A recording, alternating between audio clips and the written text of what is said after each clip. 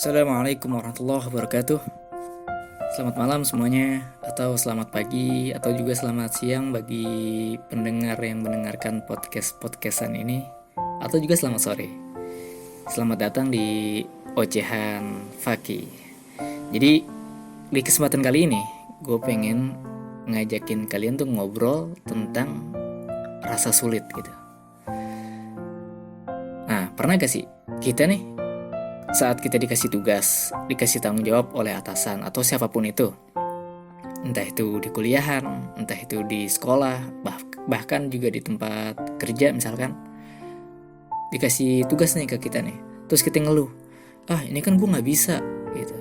Akhirnya pas kita ngeluh, kita nggak bisa ngelakuin hal tersebut, kita tuh minta tolong ke temen kita kan, tolongin gue dong, lo kan jago nih, tolongin kerjain tugas gue dong. Nah, dengan dalih dia bisa, kita nggak bisa. Nah, padahal ya gue sih pernah nih di posisi orang tersebut nih. Misalkan gue sebagai orang yang bisa, sedangkan temen gue nih di posisi orang yang nggak bisa. Akhirnya ketika dia dikasih tugas oleh atasan dia atau oleh dosen dia, nah dia datang ke gue, Ki, tolongin gue dong Ki, lo kan jago nih Ki komputer, misalkan gitu ya. Gue dikasih tugas nih, gini nih, gitu. Nah itu gue pribadi yang ada di posisi tersebut, yang dianggap orang bisa, yaitu gue sakit hati men. Kenapa sakit hati? Ya karena ya gue tuh sadar gitu, gue makannya sama dia, lahir dalam keadaan yang sama-sama telanjang, sama-sama gak bisa ngapa-ngapain, cuma bisa nangis gitu kan. Ya pokoknya sama deh kehidupannya gitu, gak ada yang bikin beda. Artinya apa? Artinya gue ngerasa perjuangan kita tuh sama, gak ada yang lebih diuntungkan gitu. Ya Tuhan tuh ngasih kita start tuh sama-sama dari nol gitu kan. Dari gak bisa jadi bisa. Jadi bukan alasan kalau gue gak bisa nih, bukan alasan. Nah karena apa ya kalau kita ngomongin tentang bisa gak bisa, itu kan sebuah proses ya. Nah kenapa bisa? Ya karena dia belajar, karena dia mau mencoba, jadinya bisa gitu. Bahkan gue pernah nih nemuin kutipan cakep sih dari Thomas Jefferson.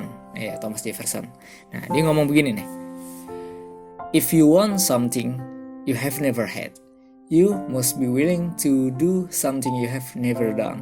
Nah gue nggak tahu nih ngomongnya salah apa benar, tapi yang jelas artinya begini, jika Anda menginginkan sesuatu yang belum pernah Anda miliki, Anda harus bersedia melakukan sesuatu yang belum pernah Anda lakukan. Ya jadi kalau kita pengen apa-apa, ya harus berani capek, harus siap belajar, harus siap lelah gitu. Jadi nggak ada alasan, gue nggak bisa, lu kan bisa. Nggak ada alasan, karena belum mencoba, ya kan. Kalau belum mencoba, ya nggak ada yang tahu bisa apa enggaknya gitu. Bahkan gue juga pernah inget ada kutipan bagus, anggap aja sih dari anonim gitu. Pokoknya tuh kutipannya kayak gini, di dunia ini tidak ada yang namanya ketidakmampuan, yang ada hanyalah ketidakmauan. Bener sih emang. Orang belum dicoba, gue kan gak bisa naik motor, gue kan gak bisa ini, gue kan gak bisa ini. Ya kan dia aja belum nyoba gitu, gimana mau belajar? Kan harusnya coba dulu kan. Nah jadi sebenarnya tuh di dunia ini tuh istilah sulit itu ya gak ada sih. Sekalipun ada, pasti Tuhan tuh ngiringin dengan yang namanya kemudahan gitu.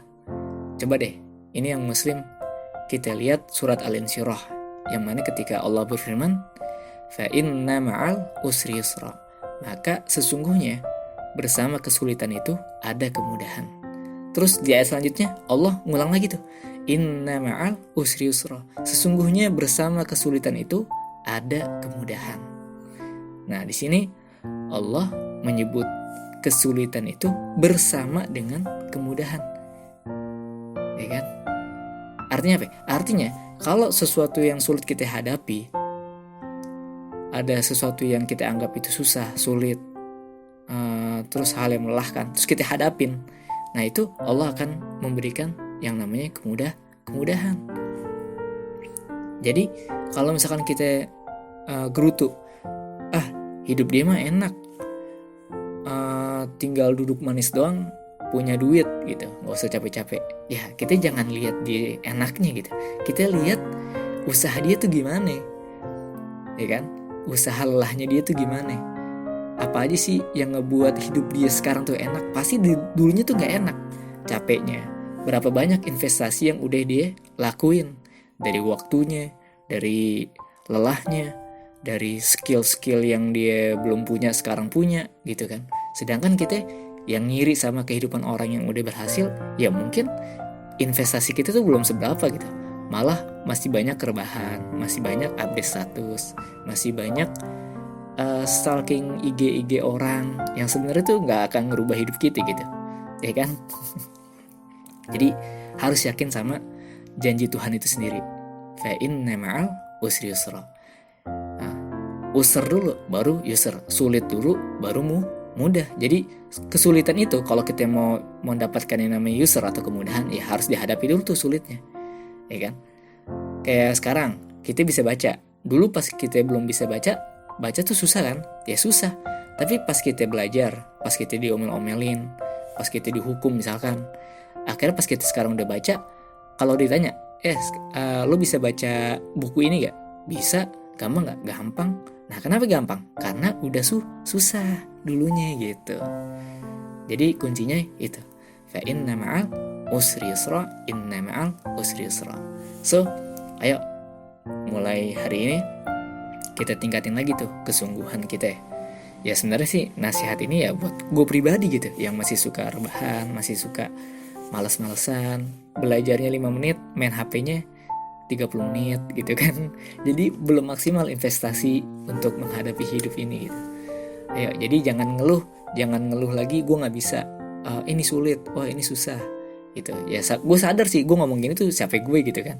Tapi semoga sih ya lagi-lagi gue berharap tuh bikin ocehan ini, bikin podcast ini, atau bahkan bikin tulisan-tulisan di blog juga di YouTube itu ya ada harapan, semoga ada manfaat walaupun sedikit buat orang lain, terkhusus buat gue pribadi.